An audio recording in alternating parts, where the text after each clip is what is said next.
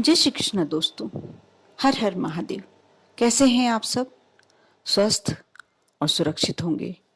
दोस्तों, मकर संक्रांति का पर्व इस बार थोड़ा असमंजस की स्थिति है।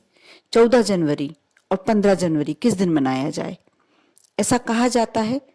वैसे 14 जनवरी को 2:41 कुछ समय से आ रही है, किंतु इसका पुण्य काल 16 घड़ी पहले से ही शुरू हो जाता है। आज मैं इस वीडियो के माध्यम से जो आपको उपाय बताने जा रही हूँ, बहुत ही कारगर, बहुत ही अचूक उपाय हैं। आप यदि ये कर लेते हैं, मकर संक्रांति का पूरा कहा जाता है 365 दिन में सर्वश्रेष्ठ दान के लिए यही दिन होता है। और आप 14 सुहाग की चीजें दान करते हैं, वह भी ठीक है। आप और कुछ काले तिल, तिल्ली, गुड़ जो भी दान करते हैं सर्वश्रेष्ठ होता है। किंतु आज जो मैं दान के लिए बताने वाली हूं, यदि आप वह दान कर लेते हैं, आप मानकर चलिए, आपका पूरा जो एक उम्र भर के लिए दान करना चाहते हैं आप, वह पूरा दान इन साधारण सी चीजों के लिए से हो जाता है। आप करके देखें। आप मेरा पूरा वीडियो देखें शुरू से अंत तक। अच्छा लगे तो लाइक करें, और जो बताया गया है वह तो अवश्य ही करें, क्योंकि बहुत ही श्रेष्ठ कर है ये आप लोगों के लिए महासंक्रांति के दिन। आप यदि मेरे चैनल पर नए हैं, मेरी आवाज़ पहली बार सुन रहे हैं, तो अवश्य सब्सक्राइब कर दें। और यदि आपके कोई रिश्तेदार को आप ये वीडियो शेयर करना चाहते हैं, अवश्य शेयर कीजिए, क्योंकि अच्छी बातें हमेशा शेयर करना चाहिए। दोस्तों, मकर संक्रांति के दिन 14 जनवरी को दोपहर से संक्रांति आ रही है। आप प्रदोष काल में शाम की समय या 15 तारीख की सुबह, जब सूर्योदय ना हो, सूर्योदय से पूर्व यदि ये कार्य करते हैं, बहुत ही उत्तम फल प्राप्त होते हैं। यदि आप जब 2:45 से नहाएं, स्नान करें, उसमें थोड़ा सा काला तिल डाल लें, थोड़ा सा चुटकी भर गुड़, और उससे स्नान करें। यदि नहीं कर सकते, आपने सुबह कर लिया, कोई बात नहीं। आप प्रदोष काल में ये कार्य करना है आपको। 14 दीपक ले लें आप पीतल के भी ले सकते हैं, मिट्टी के भी ले सकते हैं, और यदि दोनों ही नहीं लेना चाहते, आप आटे के दीपक भी बना सकते हैं, कोई प्रॉब्लम नहीं। लेकिन आप ये ध्यान रखें, जो भी आप दीपक लगा रहे हैं, जो भी दान कर रहे हैं दीपक, आप उसके बाद इसका इस्तेमाल नहीं करेंगे। आप 14 दीपक, जो भी आपकी इच्छा हो, आपके मन के अनुसार आप 14 दीपक ले लें।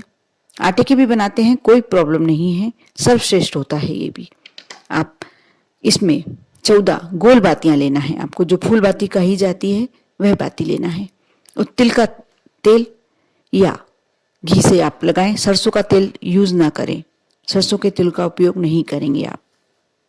दोस्तों, 14 जनवरी शुक्रवार के दिन आप प्रदोष में काल में भी ये कर सकते हैं, और 15 तारीख को आप सूर्योदय से पूर्व भी ये कार्य कर सकते हैं। सूर्योदय होने के तुरंत बाद भी आप ये कार्य करना चाहें तो भी ठीक है, लेकिन ज़्यादा देर से 7:30 8 बजे के बाद आप ये कार्य ना करें। आप प्रदोष काल में 14 जनवरी के दिन 14 दीपक ले लें, उसमें फूल बाती लगा लें, और उसमें थोड़ा सा तिल का तेल डाल लें, जिससे बाती गीली हो जाए। थोड़ा सा ज़्यादा तिल का तेल आप चुटकी भर, जैसे आप यज्ञ में हवन करते हैं, जब आप अपनी 3 उंगलियों का उपयोग करके कैसे हवन में तिल डालते हैं, वैसे ही आपको 3 उंगलियों के माध्यम से तिल, काली तिल थोड़ी थोड़ी करके 14 दीपकों में डाल देना है।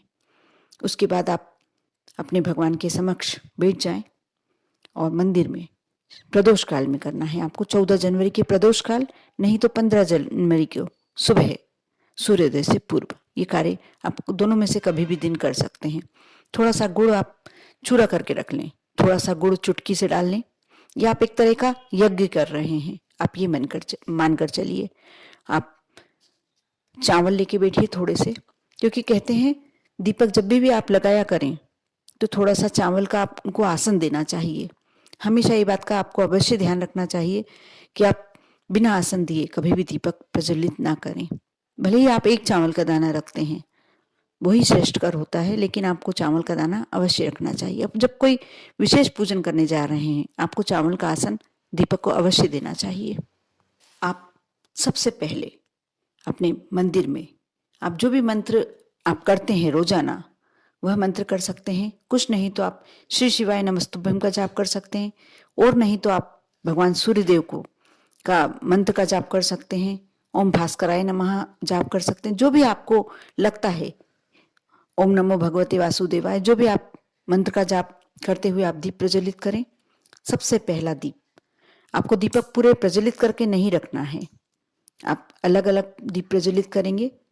जैसे जैसे लगाते जाएं वैसे वैसे दीपक आप प्रज्वलित करते जाएं, क्योंकि दीपक नहीं तो ठंडे हो जाते हैं। हवा भी चल रही है, अभी मकर संक्रांति की तेज हवाएं चल रही हैं, इसलिए आप एक एक दीपक प्रज्वलित करते जाएं। और जहां जहां थोड़े से चावल के दाने रख लें आप, और जहां आपने दीपक रखा उससे पहले आपको अवश्य पहले दीपक को आप चावल का आसन दें, अक्षत का आसन दें, फिर दीपक लगाएं। आप सबसे पहला दीपक प्रज्वलित करें।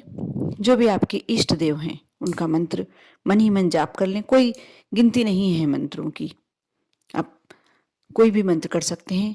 आपने काली तिल और गुड़ चुटकी भर डाल दिया। जैसे हवन में 3 उंगलियों से आप अपनी आहुति देते हैं, उसी प्रकार से आपको गुड़ और तिल की आहुति देना है। आपने अपने मंदिर में प्रज्वलित किया। दूसरा दीपक आप अपने रसोई घर में, जहाँ माता अन्नपूर्णा का निवास होता है, आप वहाँ रखेंगे। तीसरा दीपक आप अपने मुख्य द्वार पर, घर की देहरी पर, वहाँ रखेंगे। चौथा दीपक आप तुलसा जी को समर्पित करेंगे। यदि आपके यहाँ समी वृक्ष है, समी का पौधा है, आप 5वां दीपक वहाँ रखेंगे। आप इस प्रकार एक दीपक आपको बेलपत्री में लगाना है। यदि आपके आसपास कोई नदी है, पवित्र नदी, आप एक दीपक वहाँ लगाएं, एक दीपक पीपल देव में लगाएं, एक दीपक आपके आसपास जो भी शिवालय है वहाँ जाकर लगा सकते हैं। यदि नहीं है, नहीं जा सकते आप, तो आप अपने घर में यदि आप शिवलिंग विराजमान करके रखें वहाँ भी रख सकते हैं। कोई ज़रूरी नहीं है आपको बाहर जाके कहीं लगाना है।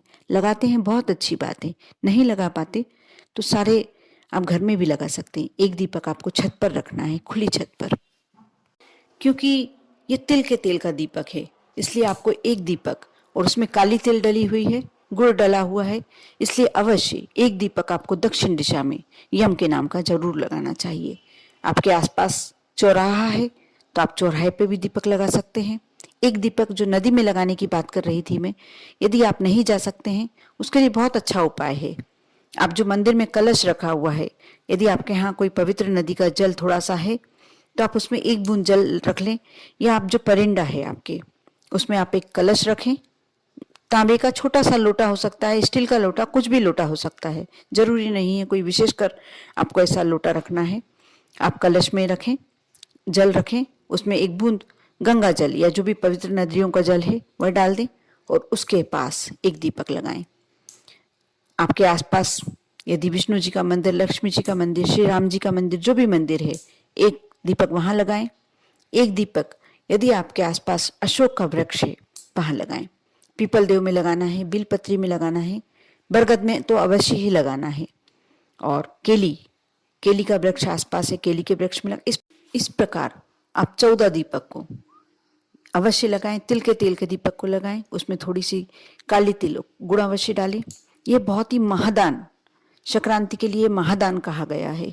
यदि आप ये कर लेते हैं, आप मान कर चलिए, आपके जो भी आप दान कर रहे हैं, बड़ी से बड़ी चीज दान कर रहे हैं, उससे सबसे ज्यादा महत्वपूर्ण ये दान होगा। दीपक कहते हैं कि उजाला, दीपक लगाना यानी उजाला फैलाना। आप जब अपने मंदिर में तिल के तेल का दीपक लगाते हैं और उसमें काली तिल, यह जो दीपकों का दान होता है महादान के बराबर है, क्योंकि आपने इसमें तिल का तेल डाला हुआ है। आप संध्या के समय प्रदोष काल में ये कार्य कर रहे हैं, आप महासंक्रांति के दिन ये कार्य कर रहे हैं, साथ ही आपने इसमें काला तिल वो गुड़ डाला हुआ है। ये सारी कार्य मिलकर आपको इन दीपकों के दान को महादान कहते हैं, बना देते हैं।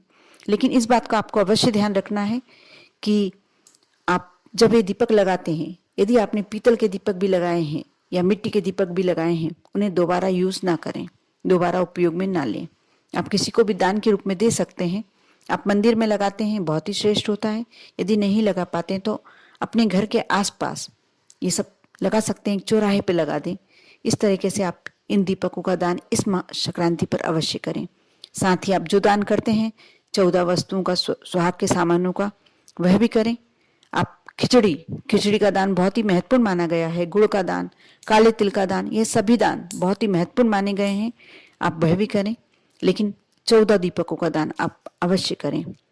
आप करके देखें, आप देखना।